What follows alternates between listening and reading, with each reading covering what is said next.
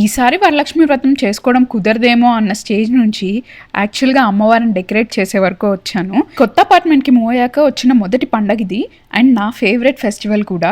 ఎంత హడావిడి ఉన్నా కుదరకపోయినా సరే ఎలా అయినా చెయ్యాలి అని డిసైడ్ అయ్యాక చేసేయడమే. ఇండియా నుంచి మమ్మీ అమ్మవారి కోసం ఈ చీర పంపించింది. అదే నేను ఇక్కడ కూర్చొని డ్రేప్ చేస్తున్నాను.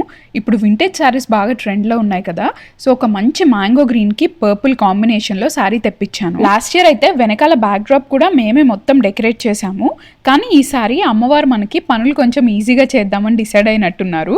ఇక్కడ ఒక పర్ఫెక్ట్ స్పాట్ ఉంది కిచెన్లో, ఇంకా అక్కడే నేను మొత్తం సెటప్ చేస్తున్నాను. యుఎస్లో ఉండే వాళ్ళకి అమ్మవారిని సెటప్ చేసుకోవడానికి ఒక్క రిఫరెన్స్ వీడియో కూడా లేదు. చాలా ఫెయిల్డ్ అటెంప్ట్స్ తర్వాత, లాట్స్ ఆఫ్ రీసెర్చ్ తర్వాత నాకు వర్కౌట్ అయిన మెథడ్ మీతో షేర్ చేసుకుంటున్నాను. డాలర్ ట్రీలో ఒక 3 సాలడ్ బౌల్స్ తీసుకున్నాను అండ్ ఒక కుకీ జార్ తీసుకున్నాను. దాన్ని మూత తీసేసేయండి. సో సాలడ్ బౌల్స్ అన్ని ఒకదాని మీద ఒకటి స్టాక్ చేసి గ్లూ గన్తో అతికించుకోండి.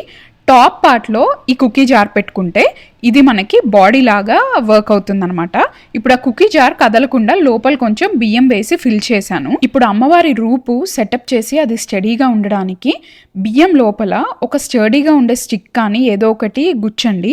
దానికి చుట్టూ నేను సిల్వర్ ఫాయిల్ పెట్టి అమ్మవారి రూపుకి సైడ్స్కి రింగ్స్ వస్తాయి కదా, దాని నుంచి పురికోస పెట్టి ఆ సిల్వర్ ఫాయిల్కి కట్టేశాను. పురికోస నేనైతే హాబీ లాబీలో తీసుకున్నాను. శారీ డ్రేపింగ్ వచ్చేసరికి యూజువల్గా మీరు వీడియోస్లో చూసినట్టు బిందెకో కలశానికో కడతాం కదా, ఇక్కడ ఓన్లీ డిఫరెన్స్ ఏంటంటే మనం తయారు చేసుకున్న బాడీకి కడతాము.